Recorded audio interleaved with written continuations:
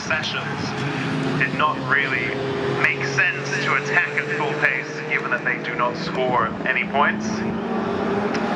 But now we come into qualifying, and just to loop everybody in, because I get asked this a lot, what is the point of time attack? What are these people trying to do? The way the competitive order and the points and finishing, etc. is decided is by who can set the fastest lap within their class. This is what we're competing for. We're not competing for track position. We're not racing wheel to wheel. There's not really any point to hold people up or crowd them out of their lives. The whole point of this session is the drivers trying to set as fast a lap time as they can within class.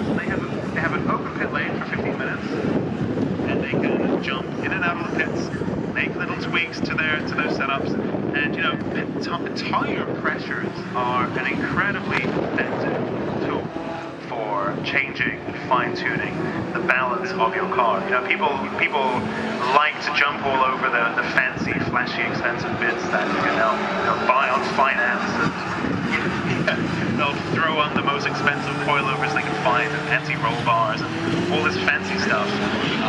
But really, you've got to get the basics right, and tire pressures are so crucial to setting up your car, and they're also conveniently one of the easiest things to change on your car. So if drivers want to, dial in some oversteer, dial in some understeer, change all that balance, they can do that. It just takes a matter of seconds. So we'll see drivers often popping in and out of the pits to change those tire pressures, fronts and rears. You can change those. If your fronts are more pressured than your rears, then you're going to have understeer, crudely speaking. And if your rears are more pressured than your fronts, your rears are kind of like a balloon. They're more inflated. They're harder. Then they're going to be more inclined to skid around, oversteer. So very powerful tool for a setup, and also a very quick one to adjust. So drivers then, during this 15-minute window, as well as setting laps, are able to make some final little adjustments as the session goes on to their tire pressures. And you can see Ilya Krylov in the Renault Clio aspiring to build the faster. We looked up the engine code earlier today. It's an F4R. He aspires to build the UK or Europe, let's check, Europe's fastest F8, F4R powered Clio. So there we go. That's Ilya Krylov. There we go. So actually, we were talking about, the time attack journey, right? So you look at Miltech Sports Civic Cup, you look at the TCRs. These cars are built to a spec, and they just stay that spec for their life. Whereas the time attack, given that we have so many classes, given that modifying is encouraged, developing your car, moving up the classes, one such driver who we've seen do things like not today, who we've seen really advance their cars. So we've got Paul Wright right now in the super impressive P1, who in the 7 years I've been involved in time attack, I've seen that car develop a little bit. And we also have Ilya Krylov in this Renault Clio that has also developed a fair bit over the past couple of years. And this is for me, this is why I love time attack, because of course you can absolutely go and buy a GTR car that's time attack. Or you can go and buy a K-Trip Super Sport and bring that to time attack, and that will be a perfectly valid time attack machine. Or you can get something like a Renault Clio and build it and develop it and upskill yourself and learn about all the stuff and put it into practice and build something quite spectacular. And not to say one approach is more valid than the other, but for me, when I see somebody who's really developed that chassis over the years, got to know it, got to love it, it's like their personal project they've developed over the years. For me, that is a beautiful thing that really embodies the spirit of time attack. So, let's have a look. Colin Dorward then is currently fastest with a 48.1, leading Pro Extreme. Then we have Bradley John with a 48.6, second fastest overall. And leading Pro class. Then we have Chris Cherry in Pro class. Then we have Darren Spooner in that Peugeot 205, the Spooks Motorsport machine with a 52.4. Leading Club Pro, Stuart Sims with 52.7. Then we have Krylov with a 53.2. Jefferson 53.6. And so most of those are in Club Pro. Then we have Huxley with 56. Oh, here we go. Colin Dorward now sets a personal best, 47.6. So manages to improve on his personal best, and it's also a session best. So if you're watching on your TSL timing websites, then you'll see that screen come up in purple, indicating that that is a session best time. Interestingly, I can't see Simon Norris on track right now in that custom-built short wheelbase Mitsubishi Evo Coupe.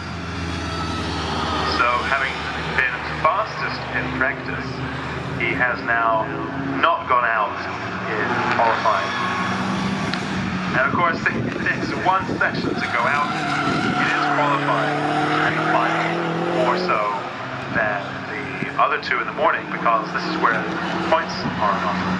But I think for some of these, really legendary drivers and teams, the real time attack lore, of whom Norris Designs is absolutely one such entity. If sometimes they look at a season as a bit of testing, a bit of light, friendly competition. If they're not mounting an all-out assault with a finished product, then they just view this as testing, and they don't really mind missing a session. They don't care too much about the points. So perhaps this might be the kind of thing now where they're running the sessions that they want to run, and they're not running the other sessions, and that's kind of it. Anyway, so Simon Norris in that Norris Designs Evo, not on track right now, and the pits are quite busy. There aren't too many cars on track right now. Oh, Simon Norris saying all of that. Simon Norris has entered the chat. So Simon Norris in that short wheelbase, two-door Mitsubishi Evo 9, coming down Cooper Straight now, cool down lights blinking, signaling that he is not currently on a hot lap. But there's nothing to suggest that he soon won't be. So, I believe that's Chris Cherry just ahead of him. That white Mitsubishi Evo, the number 211 machine. There we go. He begins his next flying lap, does Chris Cherry. Meanwhile, Simon Norris there goes into Paddock Hill. Again, not carrying too much speed, just building his way up. 4 minutes in the session remaining. That's good for, 3 or 4 laps around to me. 5 laps? Given the laps here are so short, Colin Dorward is putting in 47-second laps. Ilya Krylov in that Renault Clio, his headlights are well and truly on to signal to everybody around him that in these final minutes, he is going to make a real push and try to make up some places. Club Pro, very competitive, and Ilya Krylov currently second in that class. 1/10 of a second behind Darren Spooner. So he can taste opportunity, can Ilya Krylov, and perhaps get a session win first. Can you win qualifying? Maybe. Meanwhile, Simon Norris there beginning to crank up the pace as he bombs up Druids. Round that hairpin he goes. Headlights on. Into Graham Hill comes Simon Norris. Let's have a look. Where is he? He has currently set personal best, sector 1.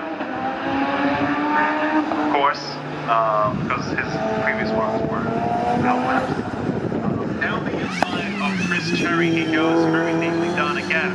Managing to manage that traffic is a key part of the time attack skill set. And now